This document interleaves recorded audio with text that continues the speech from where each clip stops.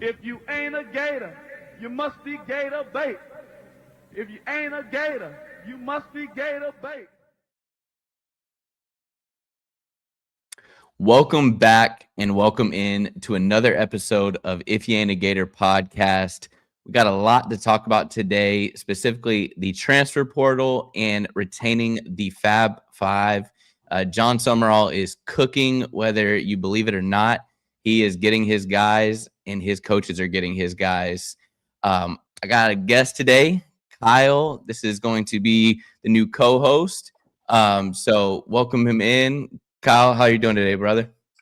I'm doing good, man. Thank you for having me. It's an honor to be on the show. Been a big fan of yours for a long time, and glad we got to get together and put this thing together, and hopefully a long partnership to start. Hopefully, man.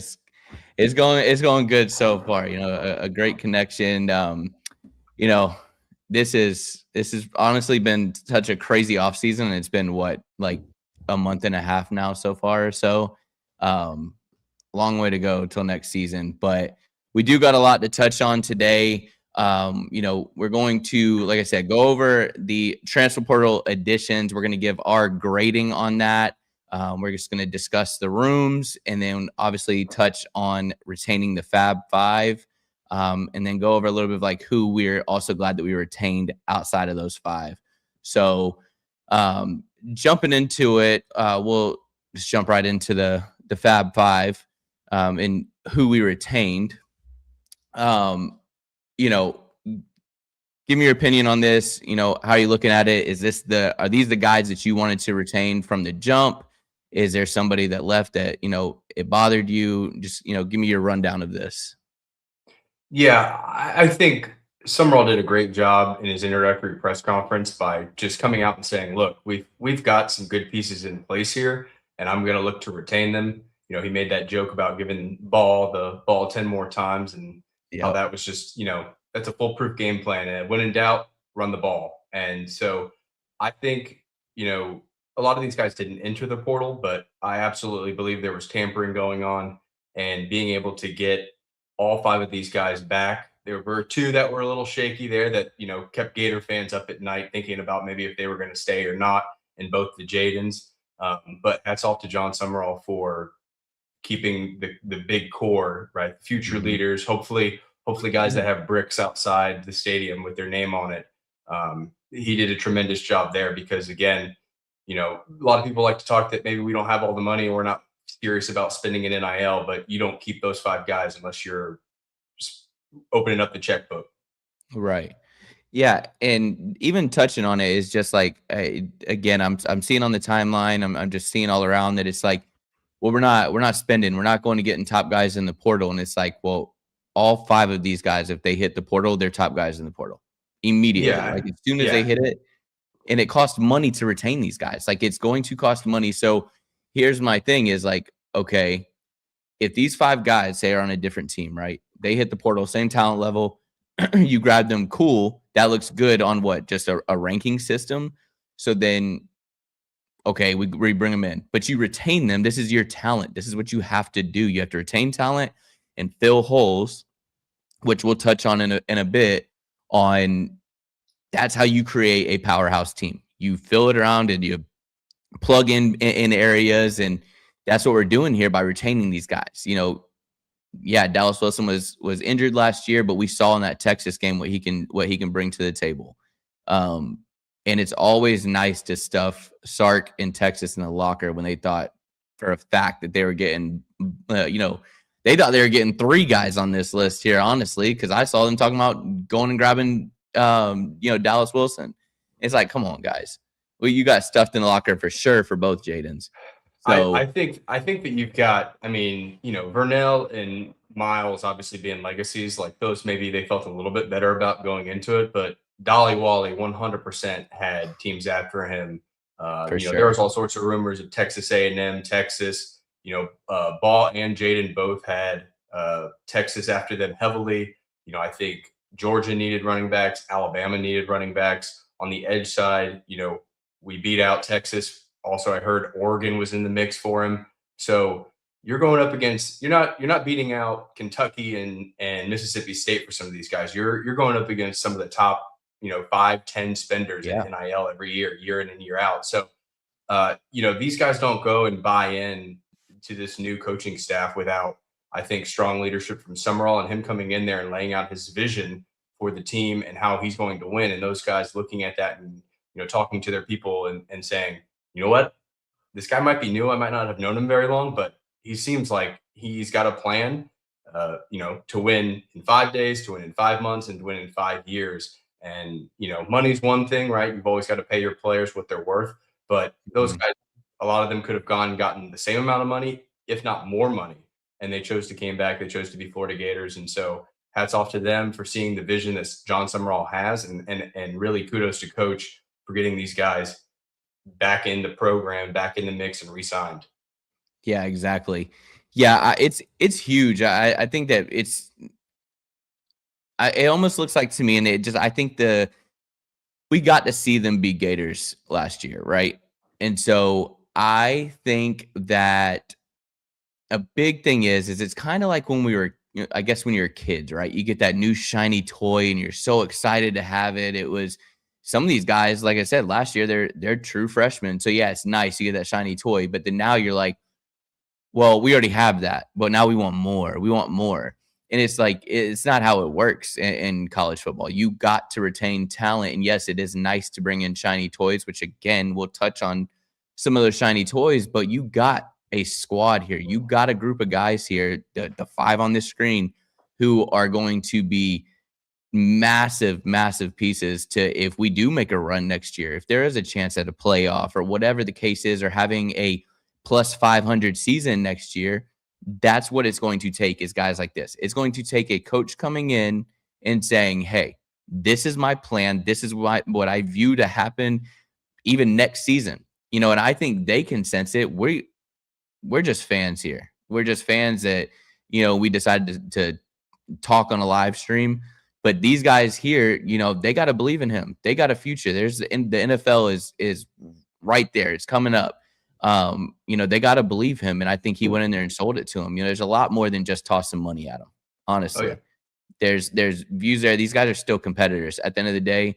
Yeah, it's nice to get that check, but all 5 of these guys are going to get a check from anyone in the country. Their main thing is, where am I going to win at? That's the biggest thing. And so there's something that's being said in those closed door meetings that I think that they like to hear. And that shows me a lot. Yeah. And I think that's the thing that, Gator fans, when we missed out on maybe the Lane Kiffin sweepstakes, everybody said, who's this John Summerall guy? And I'll be honest, I was one of them where I was really kind of dead set on getting Lane. Then Summerall kind of comes into the picture kind of last minute out of the blue. And I think a lot of Gator fans were a little hesitant. And then that Monday morning press conference hits. And I think a lot of people, including myself, were like, oh no, I think we got our guy. This seems to be the guy. He's got a plan. He's got a fire, and he hates losing as much as the Florida fan base does. And so I think these guys, like I said, we see that press conference and we see one thing, but these guys are having closed door meetings with Summerall. And we've seen it with some of the guys that have left the program.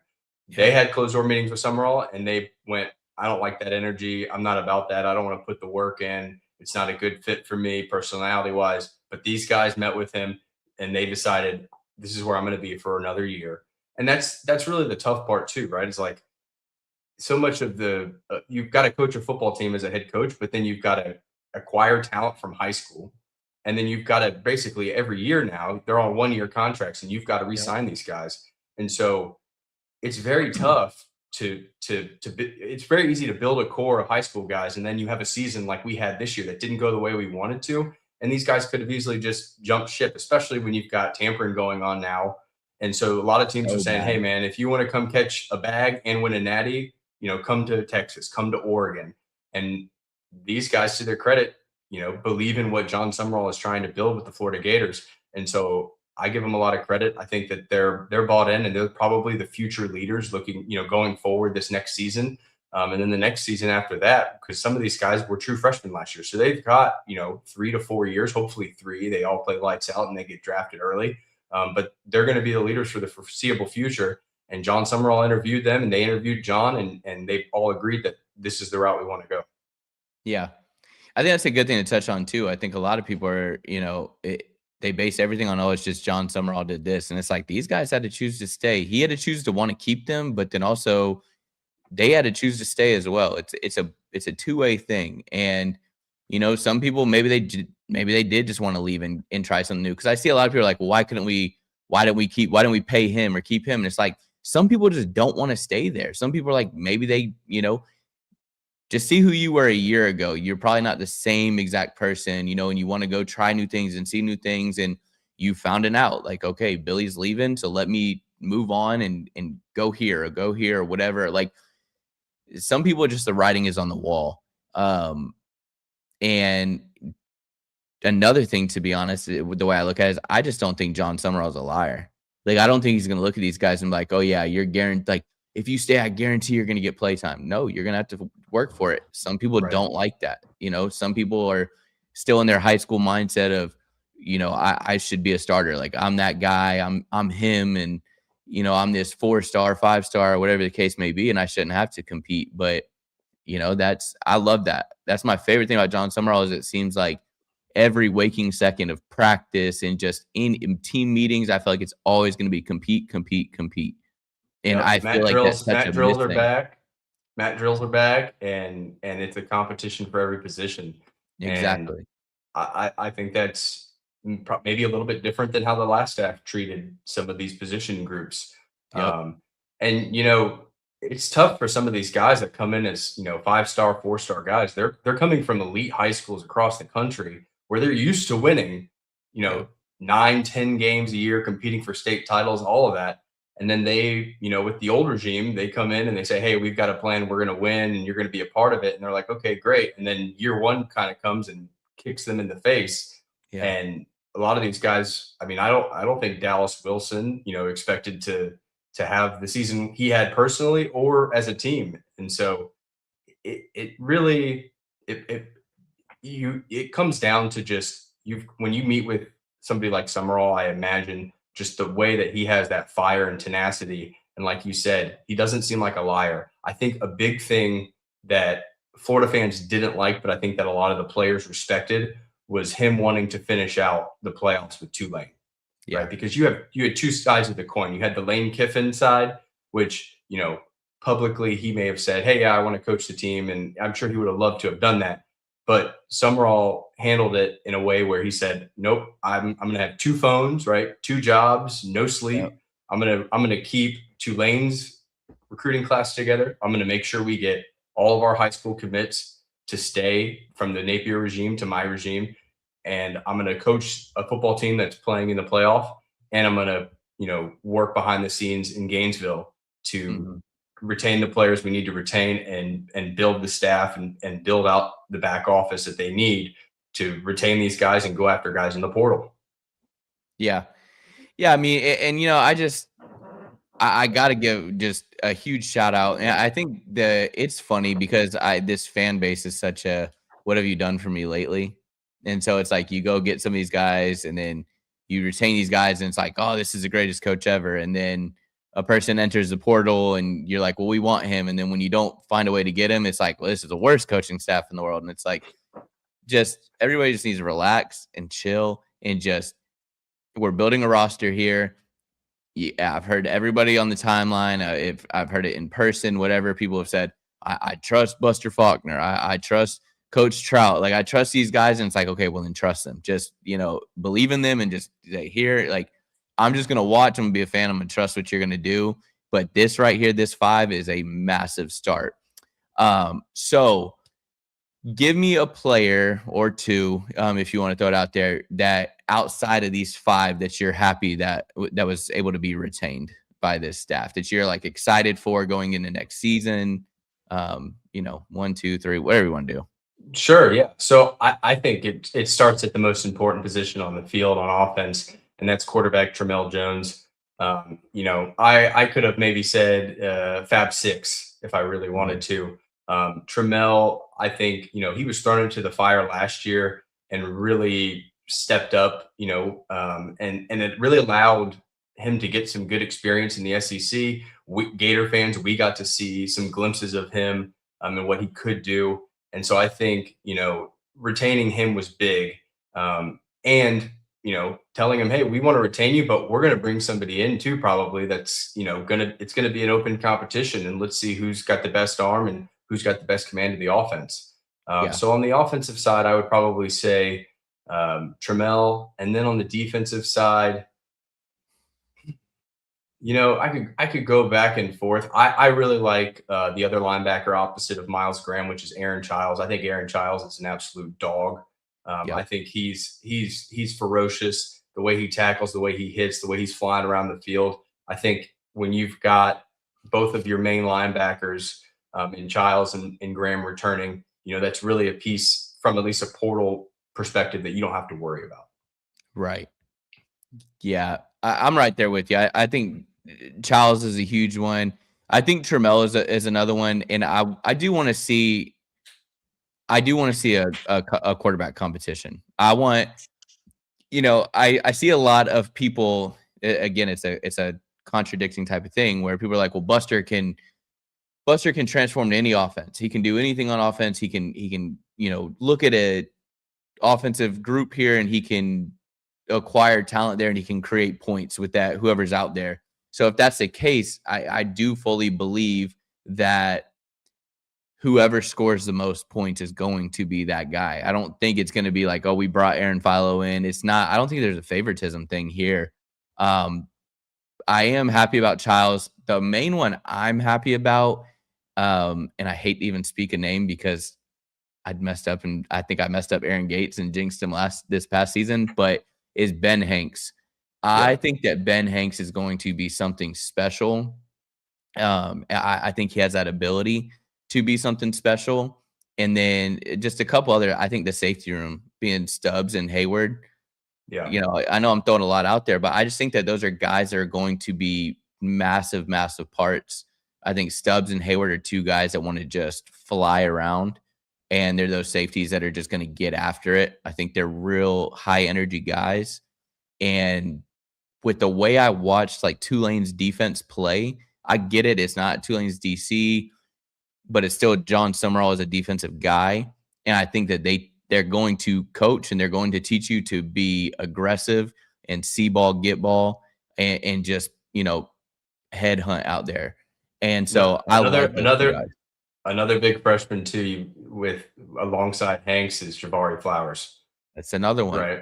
Guy that balled out in the Under Armour game, reclassified a year early, right? So he was basically 17 when he committed and saw the field quite a bit this year. And I think is another one, just like Ben Hanks. We've had a good history of elite corners, in Vern and in some of those other guys, like Joe Hayden. So to me, Joe Hayden Ben Hanks reminds me a lot of Joe Hayden. I think Jabari Flowers reminds me a lot of Vern. Like those are guys that, in next year, I expect to take a really big leap with another year in college with experience, building their bodies out, working on their craft. Those are two guys that, I like the other cornerbacks that we have on the roster as well, but those two guys I'm really excited about. Yeah, me too. And under an actual strength and conditioning program, that's a massive thing. So jumping into basically who we lost and who we gained, we'll start off in the quarterback room. Unfortunately, and it stings. I know that he didn't have the best showing this past season, but losing DJ Lagway and replacing him with Aaron Philo, again, just touch on that for me. What's your thoughts? What's your opinions? How you feeling about all of it? Yeah, I mean, I think the DJ Lagway saga is over. I'm sure some Gator fans are maybe a little bit sad and upset about that. I thought he was going to kind of be the next savior of the program. I was really excited when he got brought in. We kept him from, flipping late to Texas A&M. I know Mike Elko really wanted him. Showed flashes his freshman year, and then, injuries and some other things just factored into just him not having a great season this year. And so, I think it was the only way that this could end is with him leaving.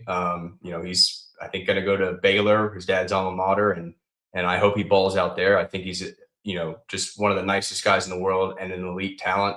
Yeah. But I think just with what Summerall's trying to do and what Buster's trying to do, they want to have a competition. They don't want somebody there that's expecting to become the starter from day one of spring ball. And so I'm sad DJ's leaving, but I'm excited for the competition. We're going to finally get a really good competition here, get to see who's got better command of the offense. And I like the pickup of Aaron Philo, right? Kid set state records at Georgia, broke Trevor Lawrence's record, and has been with Buster, was Buster's kind of guy. They had Haynes King, and Haynes King fit that offense really well, had a lot of experience, was ranked in the Heisman voting polls. And so I think Philo's waited his turn. He's studied under Faulkner and in that offense. And so I'm really excited to see what him and Trammell do. And the rumors and the tea that we get, as spring ball begins and into summer and then into fall, getting to see who ends up winning that battle, I think is going to be something Gator fans are really paying close attention to. The only thing I think from a portal perspective, would have liked to have had somebody with a little bit more game experience, just brought in maybe a third guy. But unfortunately, it's really hard to go into the portal and tell a kid that started at maybe a smaller school, hey, come here, and you're not going to start, but we're gonna let you compete for this spot. A lot of guys don't want to do that, especially if they've got a year left of eligibility. They're trying to increase their draft grade and get noticed by scouts. So, that's the only question mark in that room is the lack of elite quarterback depth going to come back and bite us? But I've looked at both of their films. I think they both have the ability. It's just going out there and working on your craft and doing what you got to do to get better. And then we'll get to see at the end of the day who ends up getting that starting nod against FAU. Yeah.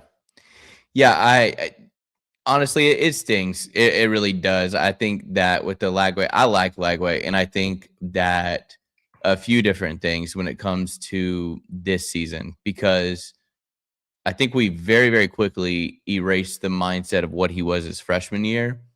And I just don't think that he had anybody that could help elevate his game. And I almost feel like he's too trustworthy of a person, and he trusted Billy too much. And we saw him honestly go down. Like, he didn't gain any type of experience from, he gets tossed to the fire when it comes to his freshman year. Graham Mertz goes down with, I think it was Achilles against Tennessee. And then he gets tossed in there, and it's like, all right, bro, it's your show now. Like, have at it. And then I think it was, you got Billy, who's now knowing he's on the hot seat. You go into year two, and I think obviously by the looks of it, I'm like, DJ is obviously not in great shape right now. He looks a little bit out of shape, like heavy wise. He looks too heavy. And then he's not throwing right. Like, I never saw him fully go through a motion. Like, I watched again not too long ago, like a couple weeks ago, I went back and watched him his freshman year. And then I went back and watched him this year. And I'm like, I don't care about development. I don't care about none of that stuff when it comes to, like, what did Billy do for him? What I notice is that there's a throwing motion change, and it's a, like, uncomfortable motion. Like, if I throw like this, it's uncomfortable. If I throw like this, I can get by and I can do it. Right. Because I never, I pinpoint on, like, the Ada Mizell throw. He throws it to Ada Mizell against Ole Miss. Very easily could have thrown it like this and just tossed it over him, and we get a first down. We keep moving. Honestly, that keeps momentum swinging our way. And instead, he has to sidearm it. It gets tipped. It gets picked. And it's like, well, he couldn't throw in that motion because he's hurt. And another thing was the footwork. I mean, the footwork, he wasn't he wasn't Peyton Manning with the footwork back there his freshman year, but he had some unconventional footwork, but it worked for him his freshman year. And then last year, you saw the footwork, I wouldn't even say stay the same. I think it got worse. I don't know if that's the calf, hip, lower back, whatever it may be. But I think that was another thing. You had the throwing motion and the footwork, and there were a lot of questionable balls thrown out there that made me go, I didn't see really any of this his freshman year. His tape almost looked like his sophomore tape almost looked like it should have been his freshman tape, and his freshman tape I would have expected to see that from his sophomore year. Yeah. That was the biggest surprise for me this season going into it was, I was all on the DJ train. I had the jersey. I've got all the swag. I expected him to go out there.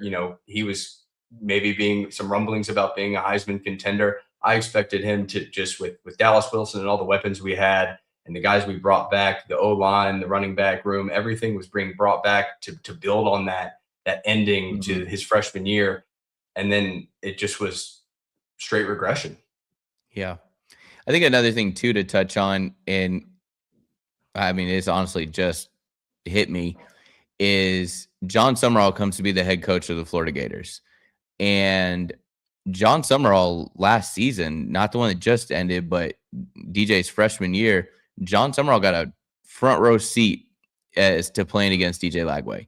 And I think in his mind, if he goes, and now granted, he's a true freshman at that time, but he goes, hey, if this Tulane defense can disrupt him like this, like what are SEC defenses going to continue to do? I'm not saying that. Go ahead. I was at that game, the Gasparilla Bowl, because it's in my backyard here in Tampa. And with Tulane and all the people that they had missing on that team because of transfer portal, graduations, all of that, I was expecting just fireworks on offense from DJ. And really, I mean, that might have been the beginning of the regression of Lagway, was the John Summerall defense, because we won that game, but he did not play well. And honestly, when he was holding up that trophy after they won the game, he looked like he was ecstatic for that game to be done and for the season to be over. And again, I don't know if that comes down to the injuries that he had and being banged up for that whole season. But I mean, I really do believe Summerall kind of had him in a blender there, making played a lot of zone and made him make a lot of mistakes. And I think a lot of teams this year probably turned on that tape and were like, this is how we disrupt Lagway. Yeah. Yeah. And I think that's, again, like you said, that was what, basically as they looked at Tulane defense, they go, well, this is what they ran right here. And LSU did a lot of that. You watched it. LSU played a whole lot of that. But again, you eliminated something that he did so well his freshman year because he's hurt. He couldn't throw the ball deep. And when he threw it deep, he threw a deep pass to J. Michael. And when he throws it to him, I'm like, last year, if he throws that, honestly, J. Mike is having to, full sprint get to it because he's just slinging it out there. This year, he's not. Now, one thing I will say about DJ is it's not easy, near impossible, to teach somebody an IQ standpoint of like where not to throw, when not to make that decision. Like you can somewhat teach it, but you can't fully do it. You know what I mean? And so I'm not saying that Fowler's going to come in and dominate and he's going to take us to the national championship. I don't know what he's going to do, but I can tell you it's been said, I stand by it. I stand 10 toes down on it, that one thing that we said when Buster Faulkner got hired is you got to trust him. He is the offensive play caller of the year this season. The season that we're leaving right now, he is the offensive play caller of the year. And Philo is his handpicked guy. Right. Haynes King, yes. Haynes King was number 10 in the Heisman running this year. So it's not like he had some slouch there and Philo couldn't beat him out. Haynes King is good. And we're not going to run a Haynes King style of offense here. It's going to be a different style. That's just what you had to run with Haynes King. It's the same thing. If you give Buster Faulkner a Tim Tebow, he's not going to go out there and sling it around 100 times because that's just not the style that Tebow was. He wanted to run. They wanted to move, run the quarterback. Will Philo get mobile? Yeah, probably will. Him or Trammell, whoever the quarterback is. But I do think that if Buster wants him, there's a reason for it. There's a true reason for it. And I'm going to trust that. I'm going to trust what Buster believes and what these coaches believe. We went and said, okay, we're establishing the Avengers as coaches here, as a coaching staff. Then trust them. There's a reason they want these guys. They're not going grabbing guys and they're going like, yeah, I want to look terrible at my job, so I'm just going to bring in bodies. Like, no, I think that's the biggest difference in this regime versus under Billy Napier is from day one when John got the job and he started calling people to become the coordinators. He wasn't looking at Samford and Southern Miss, right? He went after Georgia Tech for offense and Kentucky for defense. And so you go and get the offensive coordinator of the year. If he's got a guy that he loves, that he's worked with and developed, I don't even care if he's worked with and developed him. If he just watches his tape and goes, "That's my guy," you have to trust him. Exactly. And just as every other Gator fan is going to have to do until we start, the schedule and we start to see wins piling up, we're going to have to just trust this coaching staff. Yep. And they've, at least from the beginning, they've got the resume, which I can say for the most part under the Napier regime, there weren't very many coaches on that team, especially in the coordinator routes, that came with P4 big time resumes. And we have that now. And so if these guys like them, I think we have to just be patient and wait. And, Lagway was a great player. He had a lot of flaws, and the injury bug was a big thing. And he was Billy's guy, and Billy stood on that hill, right? I remember before they went on that run 2 years ago, it was like, well, Billy Napier is going to be fired. And every Florida Gator fan was like, well, we can't fire Napier because we can't lose Lagway. Yep. I mean, and everybody stood on that, honestly. So moving over to the wide receiver room, this one's honestly interesting because we're just, I don't know, we're just revamping that wide receiver room. It's kind of crazy with, just who we're keeping and who we're bringing in, and then of course like who we lost. So just the three I think main names for everybody that kind of hit when they left is Eugene Wilson, Ada Mizell, and Nashawn Montgomery. We lost Muiz as well. That one kind of stings, but you look at kind of replacements, I guess you'd say. Eric Singleton is coming in to replace Eugene Wilson.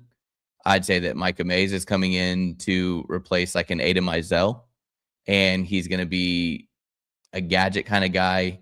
You're also bringing in Bailey Stockton. You're bringing in, which I talked about this on the last show, and we'll touch on the Eric Singletons in a minute, but the Bailey Stockton, and the reason I'm not mad at it is because there is a point of when you need a quarterback to be comfortable. When the going gets tough, I'm talking fourth quarter, there's like say 6 minutes left on the clock, tie game, and it's or say we're playing Georgia and they're up and it's 3rd and 6, 3rd and 7. These two were high school teammates. They're best friends. They go to college together. Now they transfer to Florida. I'll be 100% honest with you. Do I think you should throw it to Dallas Wilson? Yes. Do I think you should throw it to Eric Singleton or VB3? Yes. But I can tell you one thing as a Gators fan is I don't care how mad you are. I guarantee you if it's 3rd and 6 and it's to extend the drive to go down to beat a Georgia or tie up a Georgia, if he throws it to Bailey Stockton, I promise you're not going to go like, oh, man, why did we bring him in? You're going to get it because he knows the routes. He knows, he's doing a zig route, a slant route, an in and out, whatever the route is. Aaron Philo knows him. He knows exactly where he's going to be at what point of time, and he goes, that's my guy. I can get it to him. Right. Absolutely. So, again, same thing with wide receiver room. Give me your breakdown. Do you feel like we upgraded? Do you feel like we downgraded? Just give me just your overall evaluation of the receiver room. Yeah, so I think obviously the biggest loss from a production standpoint is Trey Wilson. But I think, to be honest, we upgraded at that position with Eric Singleton Jr., right? He was the number 1 wide receiver in the portal last year, goes to Auburn, is in that Hugh Freeze offense, doesn't do as much production as maybe he expected. Right. NFL draft grades come back at maybe a 5th, 6th round pick, and he goes, okay, never mind. I'm going to go back and work on some things that the scouts told me I need to work on. So I think you get an upgrade. Trey was great his freshman year, and then again, just injuries were a problem. And so I think with Eric, another guy that 3rd and 4, and you need a guy to create some separation, to get some space, and to make sure he gets the first down. I think you got him in Eric Singleton. He's a dog. Yeah. I'm going to go ahead and fair warn anyone who's watching this right now. Next season is going to come, and I promise you one thing. I could be completely wrong, and he could stay injured again next season, but I promise you're going to get ticked off that we lost Eugene Wilson because he is that guy, and he is going to kill it at LSU. It's just it's a perfect scheme for him. I think that he is going to kill it there, but then you're going to get to watch Eric Singleton play and you're going to go, oh, never mind. We're all right. I'll say this. I think when it comes to the Trey Wilsons, the Aiden Mizels, we didn't get to see Nashawn really much at all. But the two of them, they stayed on the injury list. I mean, every week it was probable or doubtful or out every single week. So I get it. A lot of people are like, well, Eugene Wilson was just more of like he was a dummy route guy. He just ran around behind, and I agree with that. But he also was hurt a lot. So was Aiden Mizell. We're bringing in guys who have a ton of snaps. A ton of snaps. I'll be 1,000% honest here, and if anyone wants to argue it, I will stand on this and debate with you till I'm blue in the face. Eric Singleton is better than Eugene Wilson and Aiden Mizell combined. Just straight up. He is that guy, and I get you can look at last season's stats, but he was with a bad Auburn team. And he's coming back to a offensive mind that he knows, and with, again, pairing him up with, tripling him up with him, VB3, and Dallas Wilson. I mean, who do you, as a defensive coordinator, who do you go, okay, this is my number one corner. This is who do you pick him to cover? Because you better hope you got 3 deep, because a linebacker ain't covering these guys. No, and you stick your number one guy on Eric or Dallas Wilson. We've got the other guy there, and you've got Vernell Brown to throw the ball to as well. So I think I might even go as far to say this might be the best wide receiver room in the country next year. I think this is going to be a matchup nightmare for every single defensive coordinator that we play on this schedule. We've got 3 studs that could be wide receiver ones right now, and I don't think any team in the SEC has 3 cornerbacks on their team that can match the depth that we have at wide receiver. And I don't think there's a team in the country. No. And so I think you let Buster, you move these chess pieces around all over the field, move them up wherever they need to be, whether it's outside or in the slot, and these guys are going to create havoc. Exactly. Yeah, man. I look at this team and I'm just like, obviously injuries are a thing. So let's just hope that we're good and there's no injuries, and that Dallas Wilson showed what he can do. He came out in that Texas game, and I was there watching that in person. I'm like, this dude is by far an X factor. Like, you cannot cover him. If he wants to do it, he's going to do it. And again, just bouncing back real quick to the Aaron Philos or Tramel Jones, honest to God, you just have to be a somewhat competent quarterback. Yeah, just distribute the ball. Just distribute the ball to these guys and let them work. And then to add to that, you got Jaden Ball behind you, Evan Pryor behind you. We'll touch on that for a quick second. Is a running back room. What, you feel like that's an upgrade? What's your opinion on that room? Yeah, again, so we lose, 2 injury-prone guys in Jack Cheese and Trayon Webb. I love both of those players. I was really excited at the beginning of the season for them to show what they can do. And then obviously losing a younger guy in Katie Daniels, who, stepped into a bigger role this year because we had the injuries that we had at running back. But I loved the pickup of Evan Pryor. I think that guy is lightning quick, can catch the ball. He can get open in space. I watched his highlight film, saw a lot of stuff that he ran out of the backfield, even wheel routes. And I think he had 2 of those catches that he took on wheel routes and took them to the house. And so, similar to like the Lions have with their Thunder and Lightning, I think with Jaden Ball and Evan Pryor, you've got Thunder and Lightning right there. Yeah. And 2 guys that can catch the ball, like you just brought up. Like Jaden Ball, I've made this comparison a lot. He reminds me a lot of like a Josh Jacobs, able to catch the ball, but then he can run. He's not the fastest guy out there, but he's also not slow. When he gets moving, run you over. Good luck trying to get him down. And then you put Pryor out there, and we haven't had speed like that. Like, I think Katie Daniels is super fast, but I just think that I blame on the playbook. I don't know that, I don't know that was necessarily all him. I think Katie Daniels would have killed it in this offense. But again, he's just one that wants to move on somewhere else, and that's fine. These guys have that ability to do that. But I definitely think, again, that's another room, and this could be my orange and blue goggles on. I think we upgraded that room. You lose two guys who were injured this last year. Webb's been injured since he stepped foot on campus, and you add production there. So, I'm fine there. At the end of the day, before we move on, all of this, games have to be played. Yeah. That's all it is. Games have to be played, and you have to put it all out there on the field. But one thing I can almost guarantee you for sure is the offense is going to look at least a lot better. I hope we score a lot, but it's going to look together, informed, and just organized, and just a lot better. And again, if you're even somewhat of a competent, I think I could go out there right now and suit up at almost 33 years old, and I feel like I could throw it to these receivers out here and make it work. But yeah, just quarterback, running back, wide receiver room. Again, I think that those are rooms that are. I don't think the quarterback room's an upgrade. I don't know. That's a question mark there. Wide receiver, upgrade. Running back, upgrade. And when I say upgrade, I'm not saying it's by a lot. I am not saying it's by a whole lot. But then we're going to move on to the O-line room. This one's a tough one because,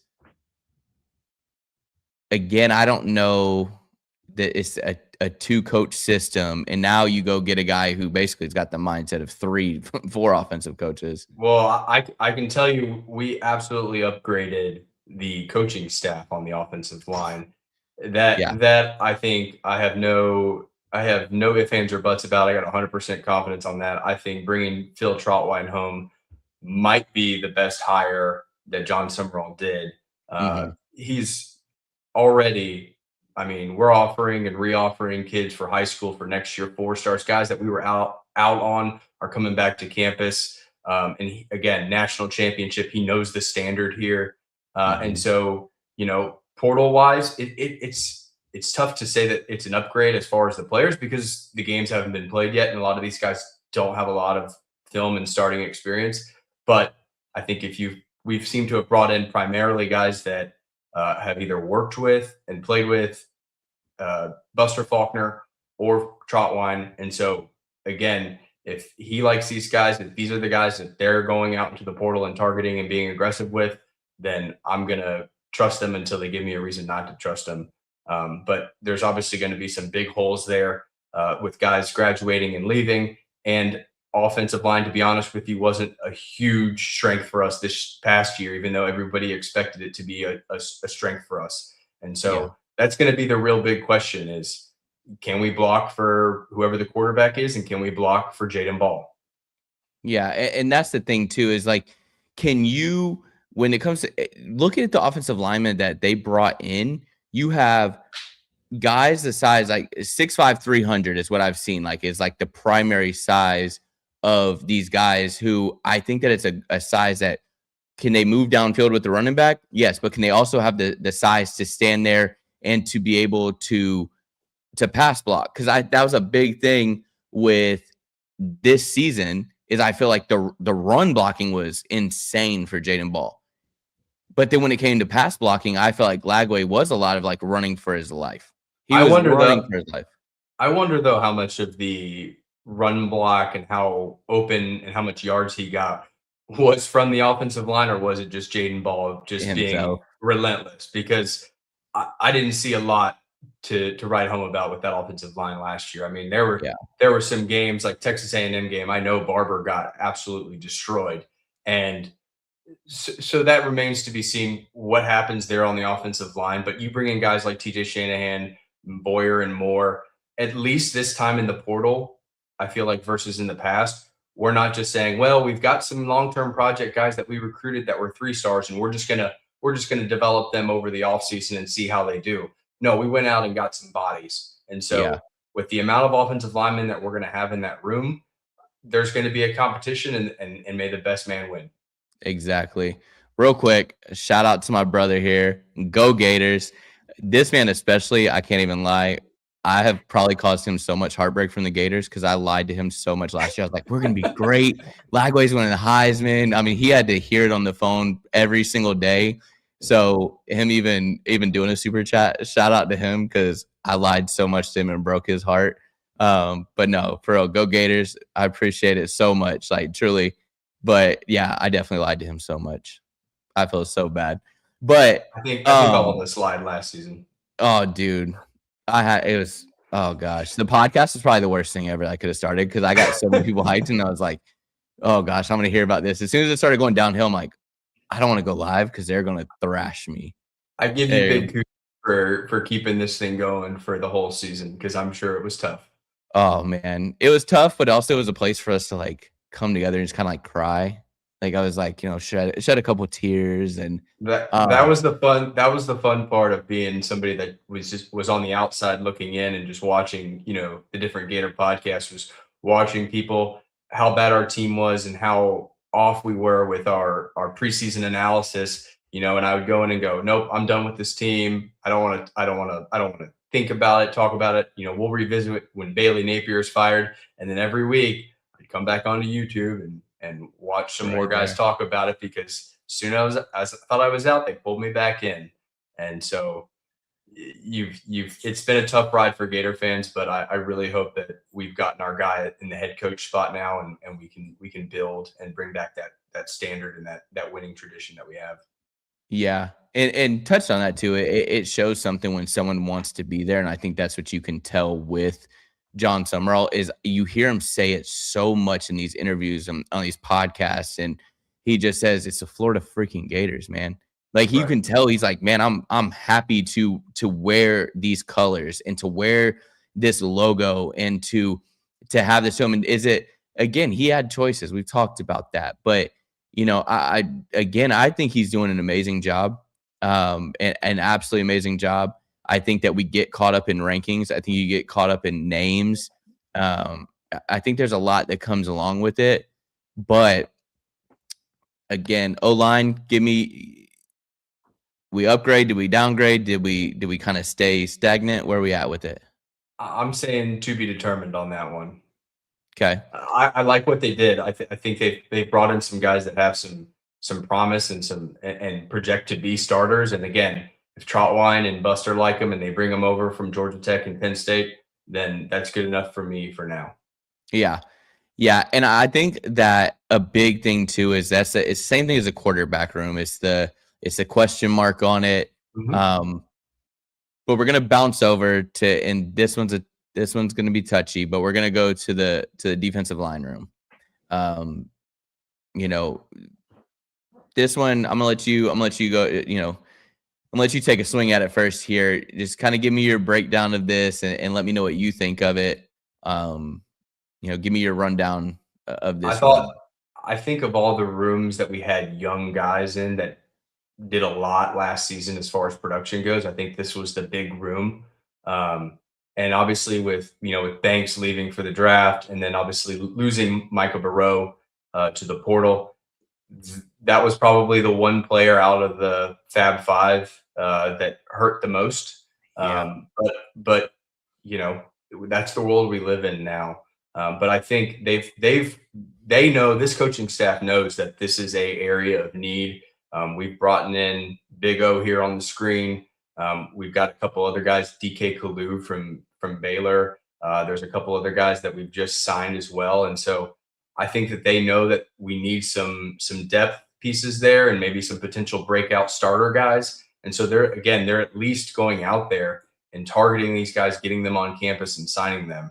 And so that's at least been refreshing because it's always frustrating when, as a Gator fan, you think you know what the team needs, and then you see the coaching staff maybe kind of not do and prioritize what maybe you as the fan think. So love seeing some of these pickups. I mean, anytime you get a 6'7" guy that can play D-line or D-end, I'm really excited to see what Chapman can do with this group here because Big O here seems to be like he could be the next big guy on that line for us, especially with Banks leaving for the draft. Yeah. I don't see him being an edge. No. I again, shout out to High Top for the Big O name. I want to say it's Oye Badejo. I don't know. if that's right, but That's I'm pretty just close. taking I a bet swing. that might be it. Yeah. Yeah, I've never even heard it pronounced, but I'm just taking a swing at it. But I think he's going to be. I think he's going to be an interior guy. I don't see him playing edge. Not in the SEC. I think you got to be a little bit quicker. Um, retaining Woods, I don't know where they're going to put Woods. I've heard possibly an outside linebacker, but also the edge position.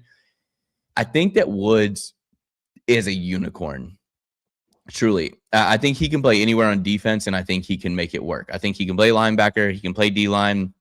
Shoot, I think he could play nickel. I think he reminds me a lot of like a Micah, where he's fast and he's very that hair trigger type guy. And I know it's like, oh, you're comparing him to Micah Parsons, who's one of the greats in the NFL, but he's different than like some of these different guys who like a Myles Garrett. He's not built like him, but he is more of like a Micah, where real fast, real hair trigger type player. I think he can be elusive wherever he plays, but I want to see him play the edge. Now, I do think, and maybe they know something that I don't know, but we are thin at D-line. And who we're losing and who we're bringing in. And I get the trusting these guys, but I just don't like the right here, bringing in, I'm not going to try to say this name either. I'm not even going to take a swing at this one, but it seems like a depth piece to me, like more of like maybe a third string type of guy. Maybe it's just a big body that's like, hey, let's bring him in on like a third down, 3rd and 2, 3rd and 3. I think he's going to play that nose tackle spot there. I mean, right. He's not like Big O. He's a wide bodied kind of guy. So I expect him to be more of that nose tackle. Maybe even I think Kalu probably plays very similar, both from Baylor.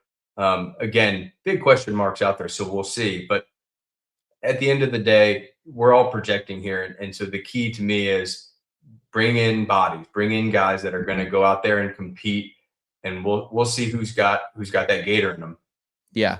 And that's it. Another thing too, and I guess this is kind of arguing with myself from what I just said a minute ago, but I would love to know who was extremely hyped about when George Gums came in. I think a lot of us are probably in the same mindset of like, what are we doing here? But you got to trust Chapman. I think that everyone's like, well, they're doing Chapman dirty. It's like, well, Chapman's a part of bringing them in. It's not like they're like, oh, here you go, Chapman. This is what we're going to give you. It's like he's bringing them in. And if he sees something and you trust him to make these guys, Tyreek Sapp wasn't a talent level that he was before getting here. George Gums wasn't. He has elevated these guys. He sees something in them. He sees a twitch to them. He sees a movement. And he goes, yeah, I like that. And I can work with that. And I can make them better. So, again, you got to trust. There's a reason Chapman was the only one that was saved from that coaching staff, because that D-line, they elevated. They got there and they got better. And they were young. He got production out of really young guys. Exactly. And everybody but Burrow, as far as the young guys go, is returning. So yeah, I think if he met with Summerall and Brad White and said, hey, I need a starter, I need a guy that can come in and start, we would have probably went out and been a little bit more aggressive there in the portal with a bigger name guy with more production from the P4. It seems to me like, again, they just want some depth piece guys and maybe some high upside guys that can come in and work with the guys that we already have, right? Because I think one of the biggest question marks we're going to see here next year is, what does LJ McCray do? Yeah. Does he stay at that edge position? Does he go inside? I know the staff's really high on Kendall Gervil as well, who's an incoming freshman. If he can just replace the production that we lose in Micah Burrow, I think this D-line is going to be very good. And you got KJ Ford coming in. So, again, all this stuff is I'm not going to sit here and say we're making the playoffs this season. I'm not going to say that. But I do think that you got to trust the way that some of these guys coach. Trout can make these guys great. That he can put these guys in positions to make it to the league. Coach Chapman can make it happen. So there's a reason they're going after these guys. Again, they're not just like, oh, wait, you want to come here? Oh, okay, sure. Yeah, come here. No, they see something. They know that they can elevate their game and make them better. So again, it doesn't mean that Samu here is going to be a day one starter and he's taking the position of, it's not like he's coming in and going like, oh, he's stepping over Caleb Banks. No, we're losing Caleb Banks. You got to have big bodies there. And no matter what, you're not going to go and grab every top player. You're not going to grab the top 8 defensive linemen and bring them in and be like, oh yeah, well, our third string he was a number 4 guy in the transport. No, you're not going to do that. You have to go grab bodies because it's the SEC. You get beat up, you get hurt, and that's all there is to it. So I'm going to trust Coach Chapman. I do think that as of right now, I'm going to say the D-line room is a downgrade. I think it's a downgrade for now, mainly because of Banks. If we take Banks, we lost Banks, but we didn't lose him to the transfer portal. I think if you take Banks out of the equation, you say we lose Micah Burrow, we lose a couple of these other guys that never really saw the field, and then what we brought in. I personally think that what we brought in is hopefully near that level of what we lost in Burrow. But obviously, losing Banks, losing a guy that's potentially a first-round draft pick, second-round draft pick, a D tackle, it's going to be very, very hard to upgrade from that guy because there aren't a lot of guys out there in the portal that have just lights out stats, or else they would be retained probably by their program. Yeah. Yeah, man. And I think it sucks because you lose Banks, you lose Sapp, you lose Gums, and those are guys who are just like very high energy guys. They're leaders on that D line. I want to see, that's my thing with this D line. Who is going to be the leader of that room? Who is going to step up and put their foot down in that room? That's what I want to see. That's going to be a tough part of this, but maybe Woods does it. Maybe Woods steps up and makes it happen, or maybe LJ McCray, even though he hasn't played, maybe he steps up. But I think this room could go nuts if LJ McCray is probably the single most important guy in question mark that we have right now on that line. Can he live up to the potential of being a 5-star guy? Yeah. And can he, I think a lot's going to change when we see a new strength and conditioning coach. I think you're going to see that injury bug go down. I think you're going to see that injury list be a lot less, come next season. But we can touch on the linebacker room a little bit if you want to. That one, I think that kind of is self-explanatory. Miles Graham, Aaron Childs, like that. It's a good Robinson. Room. Room. Yeah, Robinson. Between them and Robinson, that's a 3-man wrecking crew. I think if there was a room or a position on that team that you said you don't need any competition, we know who our guys are going to be, it's that linebacker.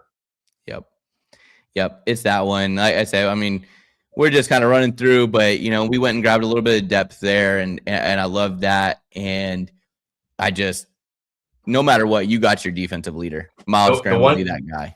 And the one guy that I'm most excited to see who didn't really play last year was Ty Jackson. Yep. Ty Jackson was a big-time recruit, and I know people don't like Billy Napier, but Billy Napier famously said that Ty Jackson had the best linebacker film he's ever seen from a high school recruit. Yeah. So take it for what it's worth, but I'm excited to see if he gets some playing time, what he gets to do in that defense. And one thing I can tell you about Billy Napier is he couldn't coach to save his life on that field, but that man could evaluate some talent. I can tell you that right now. There's a reason that so many people are wanting to be retained on this team. Like, there's guys that we wanted there, and there's a reason that you were hurt when some of these guys left. He could evaluate talent.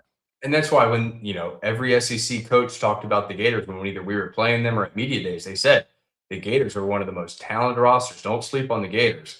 Unfortunately, coaching that talent is part of it as well, and he couldn't coach his way out of a paper bag. So that's why he's no longer the coach here, and he's the coach at JMU. Yep. And that's how quickly it turns. But, moving, we'll just go to the DB room as a whole. This one, honestly, this room, I'll step up to the plate here real quick.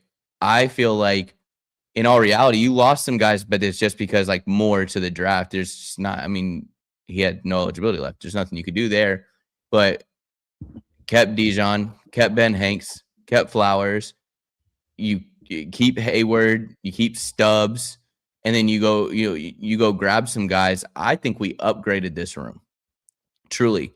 I can tell you right now that getting JC out of that safety room, I'm sorry if you're listening to this, but you're hot garbage, man. Your freshman year, you had me lying, like crazy, saying you're the next Reggie Nelson, like you're that next guy for the Gators, Ahmad like Black, DBU, yeah, next Ahmad Black, and then you just quickly and went downhill. Yeah. And I think, Castell was just one of those guys that just injuries and then running hot and cold. I've got nothing against him, but Yeah, I think this guy right here on the screen, DJ Coleman, is probably going to be that starting nickel for us, maybe a star type of guy. I think he translates to that very well, and I think he's a nice upgrade. Another good guy that we brought from Kentucky with the DB coach and with our new DC, Brad White, who followed him, is Cam Dooley. I think Dooley, another guy, again, we kind of did this trade with Kentucky with Castell and Dooley. Dooley, I think, is more of a question mark. We'll see if, this new coaching staff, if they can maybe break him of some of those miscommunications and bad tendencies he had last year and the year before with Kentucky. But I'm really excited to see DJ Coleman. Again, another guy that, when we announced it, I think a lot of Gator fans went, Baylor's safety? What is that? I don't know. That's not like a big name. But after watching some of his film, looking at his PFFs, I think this guy with the right coaching staff could be an absolute stud. Yeah. I think that I'm excited again. I think the way, if you could take Tulane's defensive just mindset and you can put it into this defense with the athletes that are out there, oh man, I'm going to be so excited because I love the way that Tulane's guys crashed to the ball. I love the way that they played with a fire to them and intensity to them that we haven't seen. I mean, I feel like our defense played a lot like Billy Napier's personality. And I don't want to be on here to just keep beating a dead horse of the Billy Napier deal, but we did. Our team played very vanilla. I feel like our team didn't have any swagger to them. I feel like they didn't have any type of identity to them. It was always just kind of like, yeah, sometimes we play good. Yeah, sometimes we play bad. And most times when we played good, we came up short. It was very much a bend, don't break defense. And so there were times where, we got to get off the field. Unfortunately, maybe in the USF game scenario, we couldn't get off the field. Penalties, undisciplined, stuff after the whistle. I think if you have a defensive mindset of rather than bend, don't break, but we are going to wear you down, we are going to beat you up. I think that for 4 quarters is going to be a big difference maker for this team going forward. And I think that having a coach like John Summerall who's going to do that is going to allow this offense, at least maybe in the very beginning of the SEC schedule, to kind of find its footing, find its rhythm with a new quarterback. Yeah. Hey, man, I'll tell you, I think this is a huge thing. Is you watch 2 seasons ago, not the season we just came out of, but 2 seasons ago, you got Sapp and Gums, and they're just – and Banks, and they're out there dancing and moving around, and they're getting sacks, and they're getting up celebrating. And this year is like they're playing really well, but it's almost like they're playing like this is a money making time right now. Like, I'm going to the league, so I'm going to do it, but I'm not having fun out here. I'm just trying to do what I got to do to get to the next step because I know that offense isn't going to come out and do anything for us. Well, so there's no fun. And the problem is it's hard to have fun out there when, like you said, the offense is scoring 0 points in the second half most games, or scoring very few points. And it's hard to, have that motivation and that fire when it's game 4 or 5 and you're basically already kind of out of the playoff and out of the contention, at least as what people are saying, because you lost to teams like USF. Yeah. And it's when too, and like with the DJ stuff, it's like you go out there and you put everything on the line to stop these great offenses, like stopping Ole Miss and to stop a Georgia and to stop these guys from scoring, stopping LSU. And then your quarterback goes out there and 2 plays later, he's throwing it to the defense and giving it right back. And now you got to go back out there and try to stop him yet again. You're exhausted. You're annoyed. You're, and as much as I hate to say it, I think a lot of those guys probably like, yo, you're making how much money and this is how you're playing. It's just a bad situation.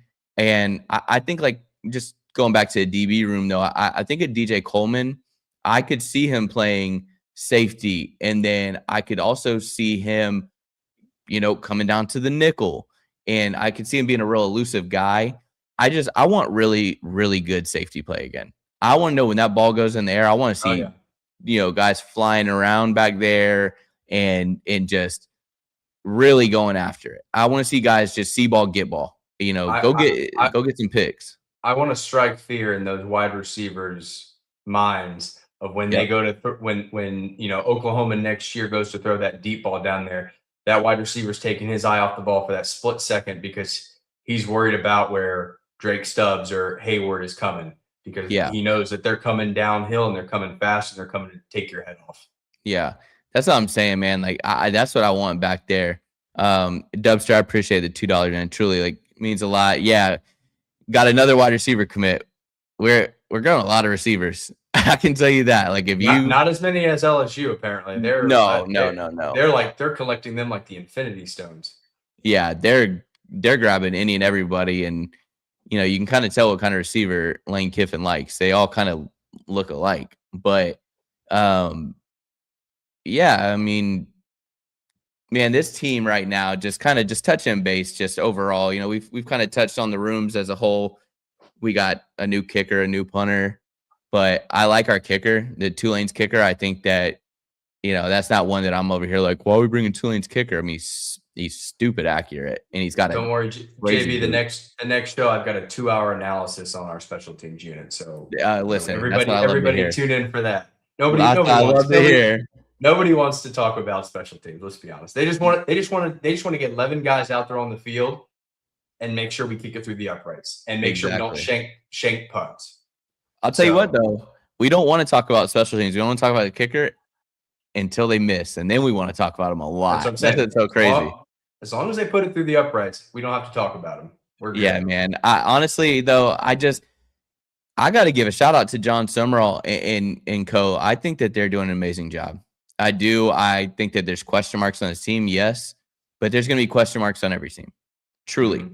Mm-hmm. People are looking and going like, well, look what LSU's doing. It's like, well, what does LSU's O-line look like? What are they going to look like for next year? You got different guys, like people, if Jacoby Jack Cheese, right? Not to harp on him, but if it was the same scenario, if he is in the same spot that he's in, right, rankings wise, but coming from a different team, and we go grab him, we're gonna be pissed off.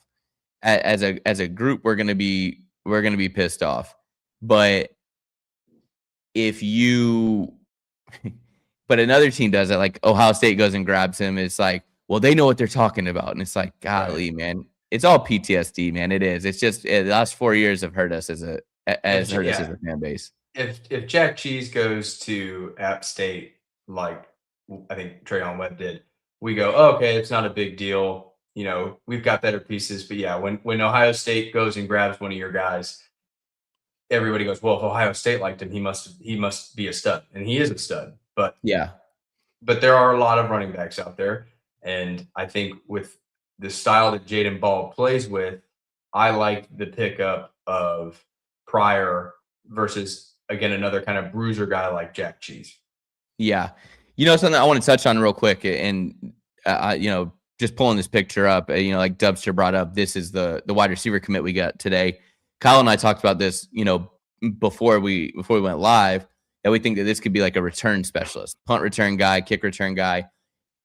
That is a massive thing for me. A massive, massive thing that I want to see this staff do. I do not want a secure guy back there. Bring me back the Andre DeBose. Bring me back the Brandon James. Bring me a guy that you go, don't punt to him. Like, I would rather you give up 15 yards before you punt him the ball, or before you kick that ball to him. Put him back there, even put Pryor back there. Let both of them sit back there and catch that ball and then just take off.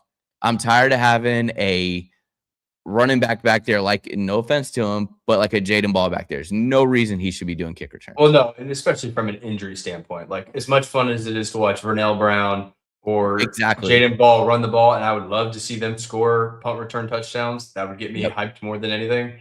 I let those guys line up on the offense and let them get a play off before they have to go out there and run the offense. So for me, Jalen Lloyd looks like a kick return guy to me. The other running back that we picked up, Montgomery, I think is another guy that's going to be a big time impact player on the kick return game.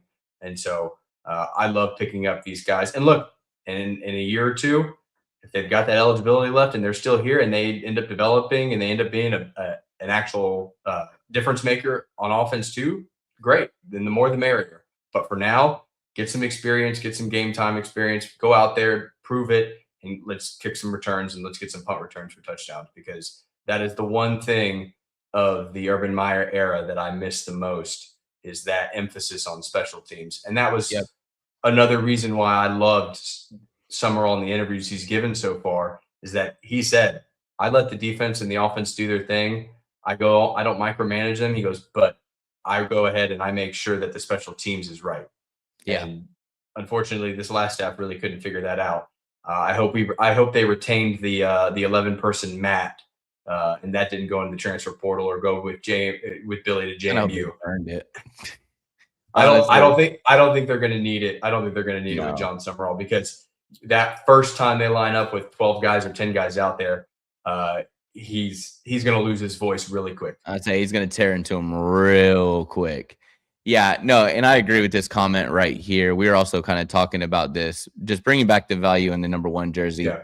I don't want to just hand it out, just like candy. It's not an every year thing. You don't have a guy in the number 1 every year. Yeah, no. Like, I think there's guys, if Miles Graham wants it, if Jaden Ball wants it, even if Vernell Brown wants it, give it to him. I'll be 100% honest, and this might be unpopular opinion. I don't think Dallas Wilson even would deserve it right now. He was injured all season. No.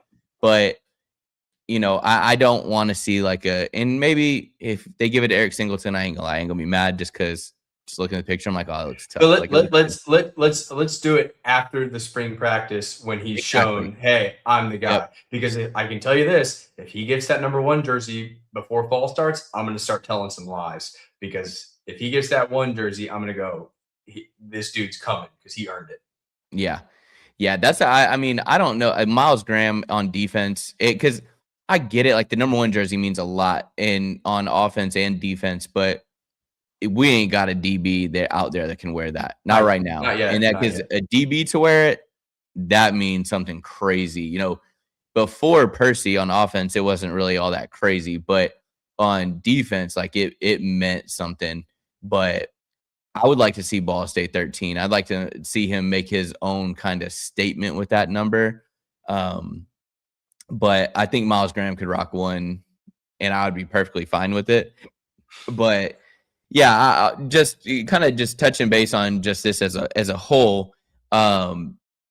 It's insane to me what's happening. When it all boils down to it, whether you like what we're bringing in or you don't like what we're bringing in, you have to look at it that in 4 years, Billy Napier brought in 42 players in the transfer portal. 42 in 4 years. And John Summerall is at 27, 28 right now, I think it is. I don't know the number off the top of my head, but he's up there. He's over half of that right now. And you have 24. To look at that. 24. And so grabbing 24, you're over halfway of that amount in a transition year. He's attacking the transfer portal, which we want. He's not asking for workout tapes. He's not asking for, you to go get physicals. No, he knows what you're in there for. He's bringing you in. He's attacking it.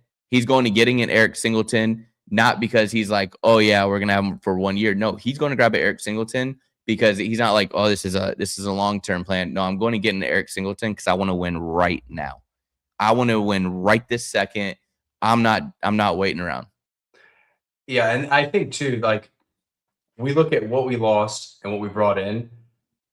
I think if we look at the class as an outgoing class and an incoming class, I think we upgraded. Yeah. Yeah, man. The numbers say that, right? 67.32 for outgoing, 70.92 for incoming. I don't really care about the ratings. I think people get caught up with that a lot. But I look at this class. We went out and got pretty much every position of need we needed. We got. Yep. We've got. I think we touched on it earlier. Samu's just committed. There's another kid from Southern Miss for D-line that's visiting. With the news of Breon Taylor going into the portal, they're seeing the holes and they're filling them, and that is what gives me confidence going into next year. And Gives it's you going to come hope. down. It's going to come down to Rusty and the strength and conditioning group to get those boys right, get their bodies right, keep them injury free, and then it's up to John Summerall and the staff to coach these guys and to put them in the best position to win and win games. Exactly. Yeah, man. And that's the biggest thing with it is they're attacking it, they're hitting it head on, and they're doing the things that are needed. And yeah, you may not like it because you don't know some of the names. You know, I feel like everybody wants to go grab Eric Singleton and Cam Coleman, and they want us to go and find a way to get Jeremiah Smith. And it's like, man, you're just not going to do it. They want to go get Tim Tebow back at quarterback, somehow get him out of the transfer portal. Like, it doesn't make sense. Like, you're not going to get everybody that you want, but that's why these guys are who they are. And that's why they have, if Chapman did not get retained, I'm telling you right now, he would be a coach on whatever. I mean, in Ohio State, a Bama, a Georgia, he would be somewhere because he's that guy.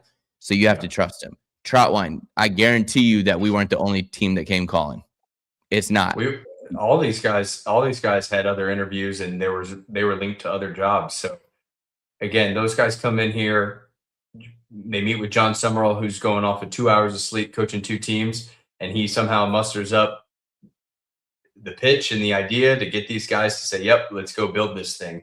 And like I said, I think bringing in a guy like Bam Hardman and bringing in Phil Trotwine, bringing them back home as Gators where they should be coaching, that to me will set us up even outside of this year, but for the future. I think those guys are going to be big time recruiters and developers for us. And that's what's kind of crazy, like with Phil Trotwine, is you bring him in and you go, you don't think that this guy might have maybe 2 or 3 years ago could have been brought in under the Billy Napier staff? But he didn't care.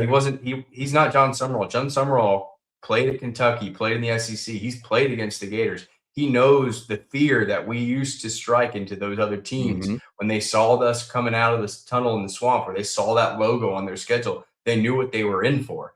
And I just don't think Billy really ever understood exactly what it meant to be a Gator in that standard, as much as he'd like to talk about it.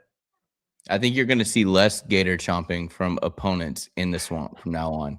Because I'm telling you right now, I think that this is going to be a team that's going to be ready to rip some heads off. That's just how I feel about it. I think that they're going to, I really do feel like when you are around somebody and you're looking at somebody and you go, that is our commander-in-chief right there. That's our leader. That is who's steering the ship.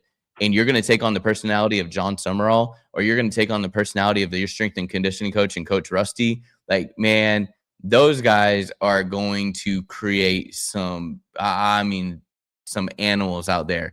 And I'll tell you what, I want to see some trolling. I want to see some, because you're getting that with John Summerall. We wanted it, the trolling with Lane Kiffin, and you're getting some trolling from John Summerall. I think you're getting an identity that you're not even realizing that you're getting yet.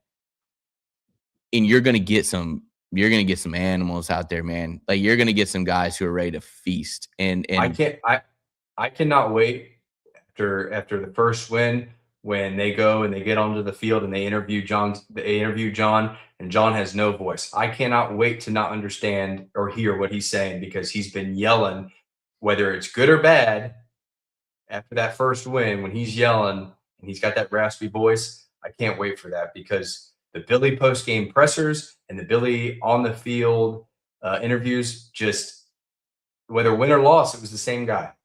Yeah. Cool, calm, collected, composed. I don't want that. I want a psycho back there. Yeah. I want to go undefeated. And I'm going to tell you right now, I'm going to lie, and we're going to go undefeated next season. We're not losing a single game. But if for somehow we lose a game, I don't want somebody that's in there going, I got to go back and I got to do that. And like, his hands are like raising up. And I'm like, I want to punch this dude right in his face, because you're not, like, there's no care. And then he talks like that. And then your starting quarterback comes in and he's talking the same way. And then your best DB comes in and he's talking the same way. And a receiver comes in, and I'm like, you don't care? I'm like, I play Uno with my wife and my son and I lose and I'm pissed. Like, I'm like, you don't care that you're losing out here, that you are going against another grown man that's coaching against you. You're losing, and they are, especially in your home field advantage, they're coming into a presser in your home field here, and they're basically laughing at you. And you're like, I got to go back and evaluate tape. No, bro. No, I can tell you what the tape shows. You're soft and you have no energy at all. And I can tell you right now, I guarantee you that's not what we're going to get from this next regime. I think Billy Napier with his son, he probably lets his son win at basketball when they Yeah. play games out in their backyard. And I know for a fact, because John Summerall touched on it, he don't let his son win No, because he hates to lose. And exactly. I mean, you got John Summerall out there packing his son and knocking his son down. And I love that, honestly. Like, I want someone that wants to win. I don't want someone that's okay with losing because I'm not okay with losing. Nobody that I'm surrounded around is okay with losing. We want to win. Whatever it is, you tell me any type of competition, I want to win at it. And it's the same thing with him. You can tell. You can see it. You and I talked about this the other day. You said something that the eyes tell it all. And when you watch, you see a bit of CTE in it, but you can watch his eyes and you can tell that this man has that energy to him. When they bring up, what is your plan? Do you want to win right now? Like, are you wanting, what is this here? I want to win right now. And when he says it, it's like, yeah, he ain't lying. He is not lying. This man wants to win right this second. No ifs, ands, or buts about it. And I love it, man. Like, that's what I want to see. And again, I want a coach that feels the same way that we do. I want a coach that when we are on this podcast doing a show, once the game is over, I want a coach who is feeling like we do, that feels that hurt that we do and goes about it that way. And I think you're going to get that. Yeah, he's going to get guys that fit that mold. A lot of coaches like to say, like, oh, I hate losing, right? And that's just like press conference BS coach speak. When he said it that Monday on the press conference, I was like, that dude does not like to lose. And then you go back and you look at his post-game interviews, even in wins, they were beating teams to death. Yeah. And he's like, I'm surprised we're up so much because we haven't been playing well. Billy Napier would never in his life say something like that after a win. Yeah. I'm going to tell you right now, I want to see it so bad. So bad. Like, I wish I could just get it. There's two things I want to say to John Summerall. There's two things. I want to say, please bring back the orange jerseys. And please, when we play sorry teams, put 80 on their head every chance you get. I'm tired of sitting here. Stop playing down to competition. Right. I want you to, if you're playing great competition, play them with everything you got. But I want you to play the Campbell Camels the same way you're going to play the Georgia Bulldogs. I mean, if you get the chance to beat the snot out of them, do it. Because I am tired. Well, I sat there in that stadium this year against Long Island, and I looked over at my cousin, and I go, this doesn't look right. Something doesn't look right here. Like, I'm like, I think that I'm going to hear about this on the podcast. Like, I'm going to hear a lot of comments. And yes, we went and won. And yes, we scored points, but it's like, it didn't look right. It didn't look like what we should have done. You take those games. There's a reason you pay those players and you pay that team and that school to come play you, because that is you get the engine rolling. So Aaron Fowler better throw for 7 touchdowns, or Terrell Jones better throw for 7 touchdowns against them. And then whoever comes in second string, they better add 5 more. Like, I'm tired of terrible teams coming in there and us just, sissying around with them. No, I want them to go, man, I don't know if I want to play football anymore. Yeah, I think, the whole mindset of playing down to your competition, that's been the most frustrating thing I think I've experienced as a Gator fan with these last few coaches, basically since Urban left. Like, that's the last time we've had an absolute assassin out there that's like, until the whistle blows, I'm coming at you 150%. Yep. Got to. I mean, dude, I don't want to have a game plan for when we're up by 35 and then we put in the backups. Like, don't worry about that. Once we're up by 50, then you can worry about who's going to go in. But game plan to smash everybody in the mouth, and then worry about, it's Campbell Camels and who are we going to put in there and who's going to get some time and freshmen and all of that. Like, we need an absolute dog at coach, and I think we got one. Yeah, man. I think we got, as we say where I'm from, we got one of them ones. And that's the biggest thing, is he's just one of those guys that I think he knows what it means to be here. He feels about the Gators. He hasn't been a lifelong Gators fan, but he knows what it is for this university. He knows what this fan base is. And I'll be honest with you, and I hate to say it, you can go back and watch you can watch since Billy was fired. You can tell how much I wanted Lane Kiffin. But I think we got somebody who is going to care about losing the way we care about losing. Whereas like Lane's going to lose and he's going to go tweet out his daily, inspiration book thing, and people are going to get pissed. And people are going to get real pissed. And book his morning hot yoga the next day. Exactly. And he's not going to care in the world because he's going to be like, I got the money. But yeah, no, I appreciate you guys hanging out with us. Truly, we're going to get back on the roll here. We got so much lined up, so much to talk about. It feels like forever to next season, but that's why we're here. We're going to try to fill in the gaps and get us to next fall as quick as possible and as soon as possible. While you're here, if you don't mind, smash the like button, share this out. If you're not subscribed, subscribe. I've been checking the analytics and it's saying that like 62% that's watching this isn't subscribed. So I'm paying attention. I'm watching. Those are rookie numbers. Those are rookie numbers. We got to pump those numbers up, guys. Come on. We got to get them up. We're close to 1,000. We're creeping up on 1,000. I want to get there as soon as possible. So no, seriously though, I appreciate you guys hanging out with us. Kyle, as always, hey, it's a pleasure. I'm looking forward to it.